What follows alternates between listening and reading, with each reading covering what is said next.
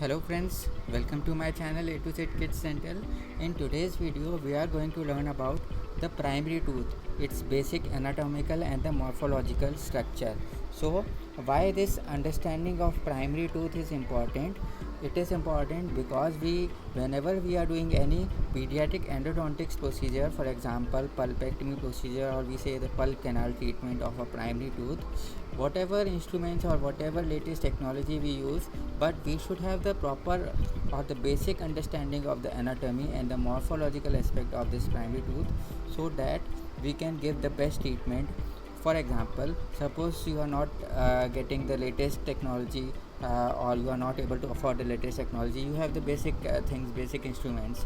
Okay, in that case, if you have the basic knowledge of the anatomical aspects of the tooth and you give 100% of the techniques that were traditional also, then also you can give the best treatment, that is 100% desirable treatment that is required for the patient and the success of the treatment.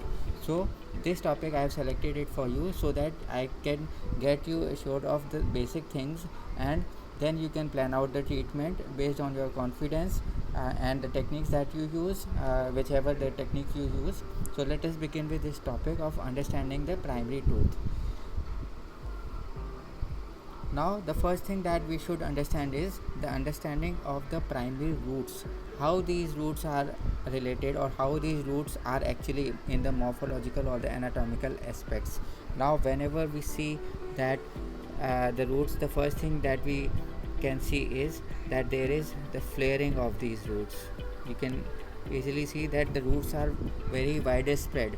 So this is the reason for this is that there is a developing permanent successor, its tooth bud is developing, or the tooth germ is developing just beneath these roots. So scientifically these roots are flared. So we have to keep in mind that the access or the cavity that we are preparing, the tooth, the root would be flared, and it would directly not be into the straight line, it would go flared. So this is the first thing that we should keep in mind always. This is the maxillary, and the same thing goes with the mandibular molars, flared roots, as you can see over here. Then in anterior, almost the one root is there. Then the second thing that we can talk about this morphology of this primary root is it has a non-uniform taper. So I am highlighting this. You can see the first aspect, then the second aspect. There is a flaring of the root, the first, the second flaring, and the third flaring. So the taper is not uniform, it is variable taper. Okay, and similar is the condition with the mandibular teeth. You can see that the taper is not uniform. Initial taper is like this, then it goes like this, and then this it goes like this. So it is again not a uniform taper, as you can see over here. Right now, similarly you can also see in the anterior teeth about the taper, but what we see over here, it is again non-uniform taper. So these were the two things. One was the flaring of roots in the molars, and the non-uniform taper or the variable taper in molars as well as in the anterior tooth. Now the third thing that we can see over here is the roots are basically flat. So you can assume that whenever we hold the roots between two thumbs or two fingers, you can easily assume that the roots are flat. If you have seen the extracted tooth, it is not rounded as in case of the permanent tooths or the permanent teeth. It is flat. So you can expect that the roots would be flat, and you need to give a special consideration while treating these roots. In similar case, we can see over here that the roots of the mandibular molar are also flat, and again when we see the roots of the anterior tooth, they are absolutely flat. Now this was the third thing. Now let us come talk about the fourth thing, that is there is continuous resorption of the roots. Now see this segment, there is a continuous resorption, and whenever we try to assume or try to treat the tooth, we should always have knowledge of the working length, so that we don't go or perforate the apex, because apex is not uniform, or it is not never constant. Okay, some roots may be shorter while the other roots may be of the of a length that is average length that can be considered. So we should always confirm radiographically or using an apex locator about the roots, and we should not go by the average length that is mentioned in the books. It is this is very important aspect so that we can give the best treatment. Now again, when we see the resorption of roots in the mandibular, there is continuous resorption, and in the anterior tooth also there is a continuous resorption. The scientific reason for this continuous resorption is that the roots tend to resorb, and in the similar fashion the permanent tooth bud is developing underneath it, and whenever the roots are completely resorbed, it is this time that the permanent tooth bud shows up into the occlusal or the oral cavity, that is its crown structure begins to show up. So this was about the understanding of the morphological aspects of the primary tooth. Now let us talk about the understanding of the primary pulp, which is enclosed within the enamel and dentine. Now you can see that the enamel or the dentine over here is enclosing this pulp tissue.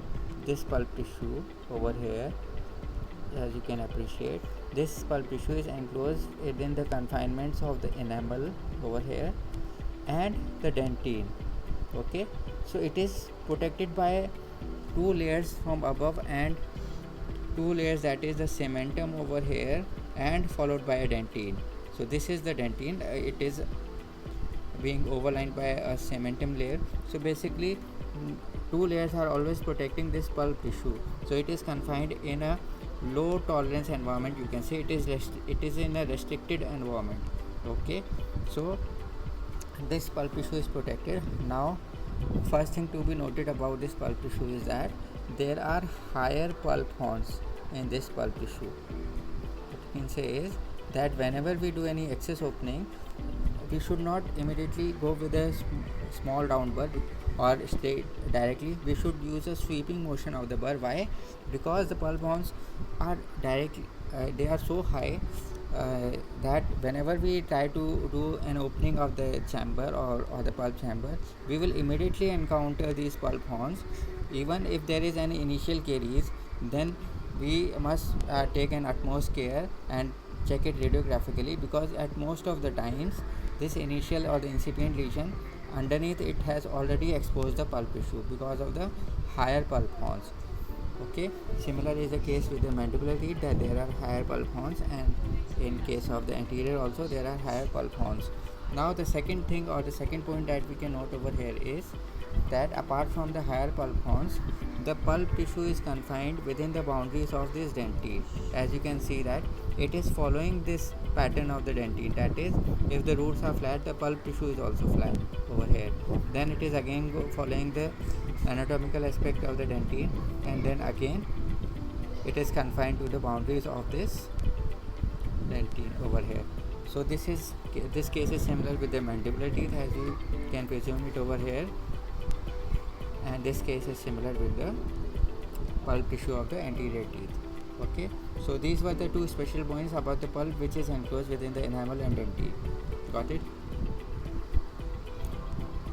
Now let us understand the primary pulp tissue. The primary pulp tissue is basically, one thing that we can note about it is flat and ribbon like. Now you can appreciate it that the pulp tissue is not rounded, it is flat. And why it is flat? It is following the confinement of all the boundaries of the dentine, right? And ribbon like, just when we see a ribbon is almost a flat and twisty and wavy type, and similar is the condition of the pulp tissue in the molars or in the anterior teeth. You can presume that this is a flat ribbon like in the anterior also. Now the second thing that we can appreciate over here is that there are a lot of twists and turns. Apart from the canals, the pulp tissue is interlinking one canal with the other canal, so there are a lot of mesh of network, you can say, or highly twisted and meshed network.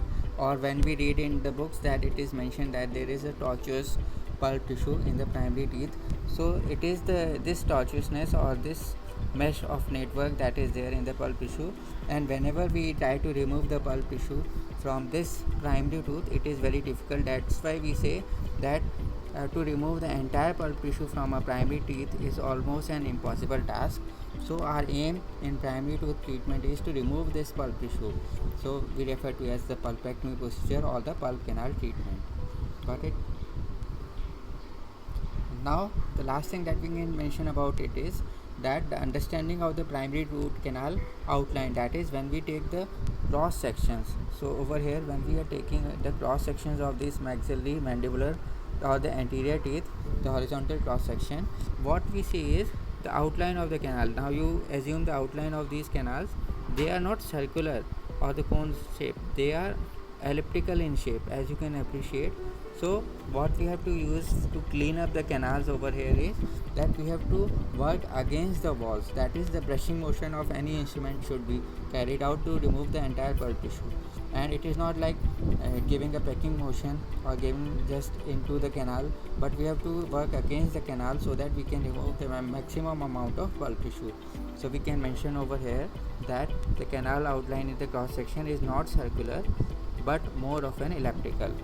Okay, so this was the three aspects about the canal outline in the maxillary, mandibular and the anterior teeth. So this was the 3D representation of all the things of the anatomical and the morphological aspects of the primary teeth that you should know. Now you should follow us on it on YouTube also, on Twitter also, on Facebook or on Instagram. So thanks for watching this video. Bye bye, take care.